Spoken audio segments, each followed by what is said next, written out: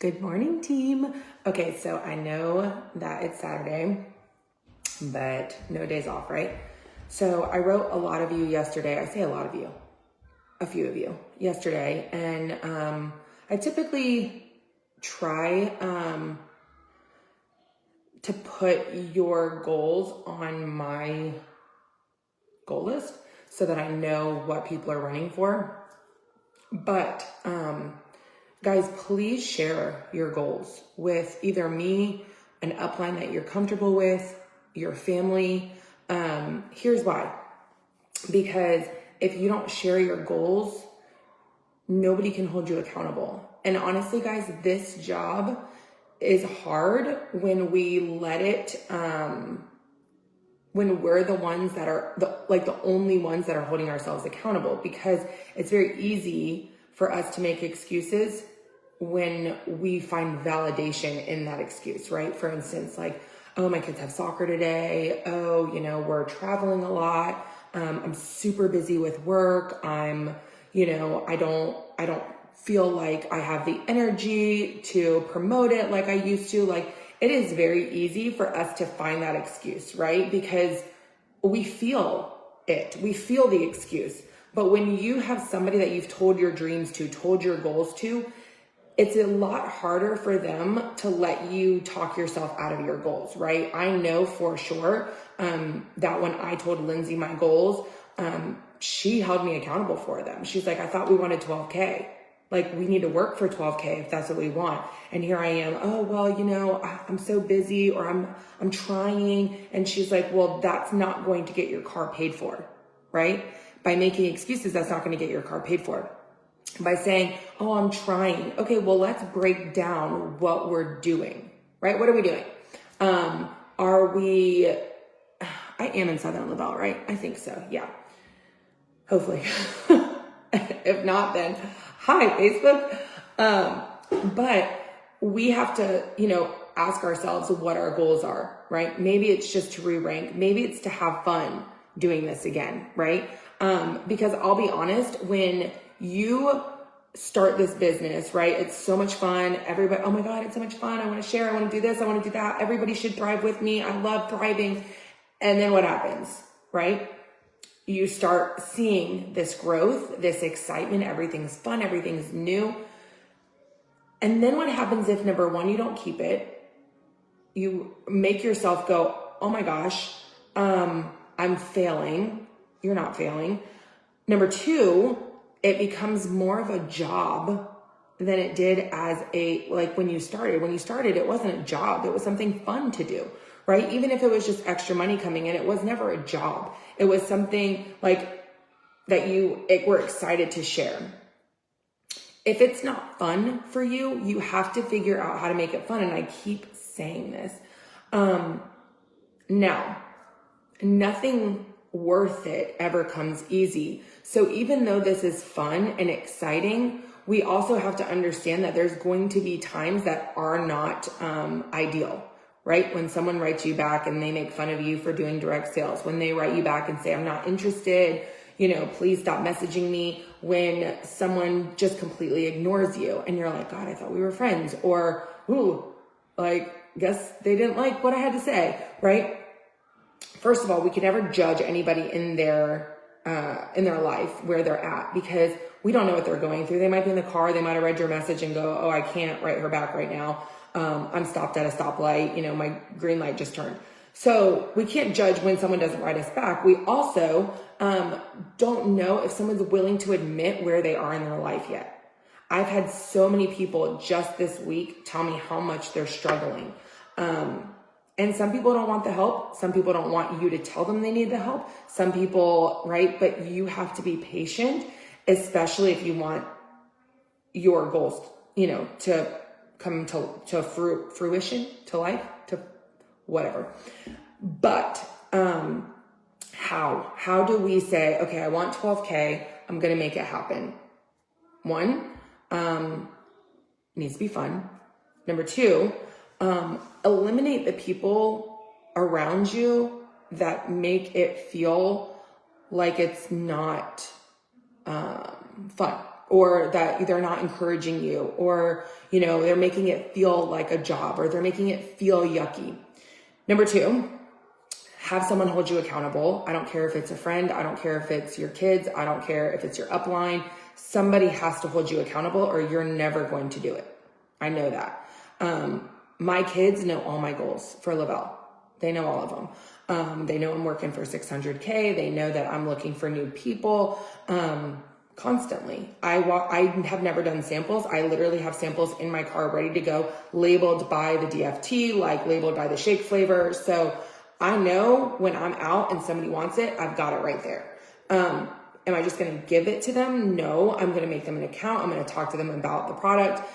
I'm going to be excited when I share it with them. Like, oh my gosh, you're going to be so excited. I love this. But you also have to be patient with people. I have a girl that, you'll be seeing her soon, hopefully, but she, started and freaking loved it. She posted and she's from another direct sales company. I met her, with my kids' jujitsu, and she, started posting, had 100 people reach out wanting to order, and she got overwhelmed. And she's like, I have PTSD from my last company. Like, I do not want to be on the phone all day. And it took her 2 months to tell me this. 2 months. Because I'm like, is everything okay? Like, do you want me to help you? Like, do you want to do a Zoom? Do you want to meet for lunch? And everything just kind of get caught on red. And I knew she loved the product, but what happened? You don't know what people are going through. She literally told me this yesterday. I have PTSD from my last company and I don't want to be on the phone all day. Okay, no problem. Guess what? That's what I'm here for. Until you're ready and you get excited about this business, you use me. But I know that you love this product, so let's share it, right? You have to be patient with people, but you also, how many of you are actually reaching out? Not just posting, not just praying at night, Lord, please send me my next big runner, right? If you don't reach out to these people, they are not going to come to you. Some of them might reach out and ask questions, but you have to follow up, because I'm telling you, most people that reach out to you are not going to be those people that right away, like they're curious. They want you to tell them more. You can't just ignore them, right? So how many of you guys are reaching out? How many of you guys are not turning down opportunities? That's another one. So I want you guys to make like a little checklist. Or am I doing these things that are going to cause me to grow? Am I saying yes to opportunities? What does that mean?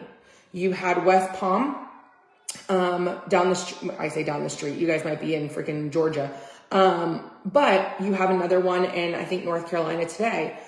Are you making these a priority to show up to? Are you qualifying for getaways? Are you going to Palooza? Like, if you already have in your mind that you're not going to Palooza, then you cannot complain that you're doing everything in your power to grow, right? And this is not, guys, I am not trying to be mean. I am not trying to be like, you need to do this. I'm telling you the steps that need to be taken in order to grow in this business.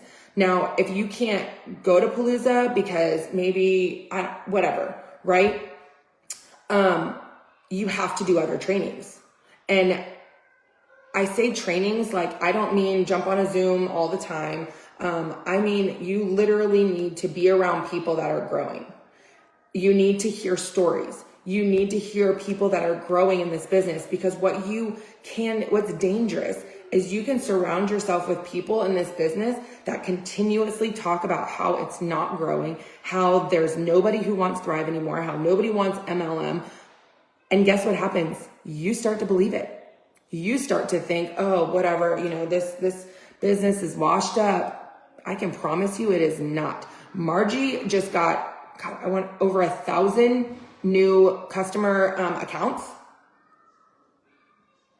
People want it, right?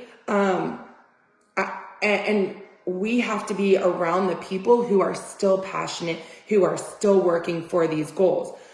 12K is your goal. What car are you going to drive? Do you know? Can you see yourself sitting in that car, turning it on, smelling the leather, feeling the air conditioner? Like, you really need to see yourself in that car. It can't just be I'm 12K. I want to hit auto bonus. No. Where's the next step? What are you working for? You're not working for 12K. You're working for the car bonus. And what car are you sitting in at that point? Maybe you're saving money because you want to pay down your house. Okay. What's going to do that? What income do you need? What dollar amount do you need to see on your paycheck? Like if your paychecks are $50 or if they're $200 or if they're $1,000, what are you picturing coming on that Tuesday? Okay, is it $5,000? You want a $5,000 check every week? Okay, I can tell you how to get there. Get new people to rank under you. Personal. That is how you will hit those $5,000 paychecks a week. And you're going, oh, but what if I only have like a couple 12Ks? That's where it starts, guys. You don't need to have massive 200Ks in order to make paychecks like that. You just need to sign people up that start doing something.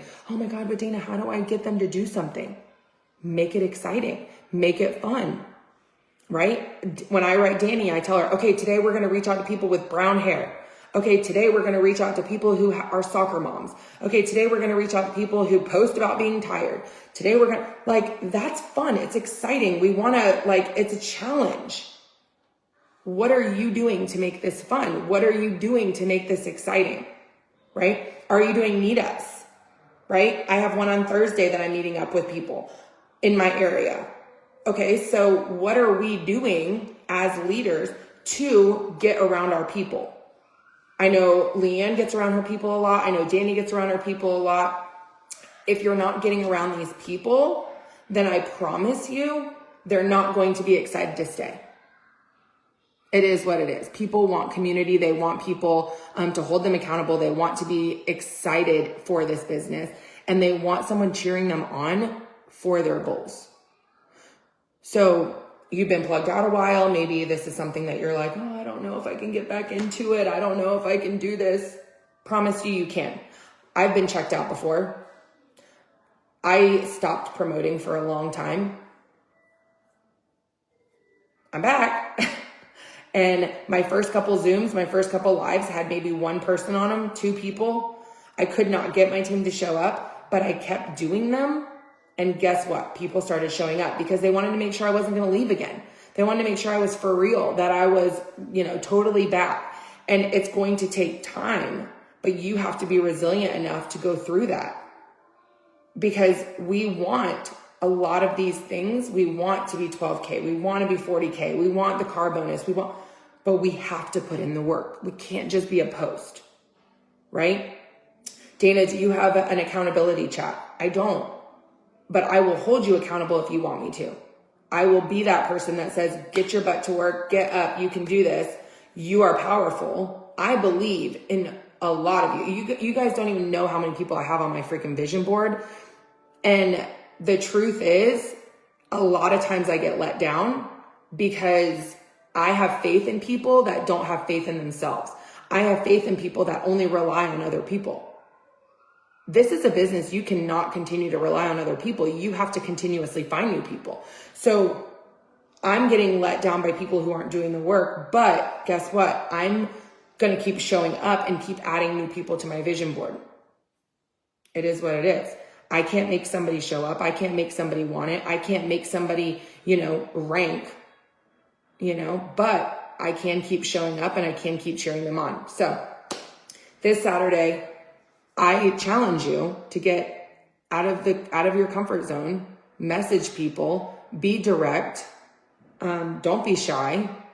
I don't care I know in the beginning, and I'm not telling y'all to do this, but I know in the beginning I would have a few glasses of wine and then start messaging people because I was nervous, and that helped me. Maybe you need ice cream. I don't know. Whatever is going to make it easier for you. Maybe it's having your husband sit next to you. Maybe it's, looking at your kids playing. What's going to inspire you or motivate you to get out of that comfort zone and start writing people? Maybe it's every time that someone writes you back, you share it with your upline and say, help me, I don't know what to say. Put it on your upline. I answer so many people's messages because I don't have any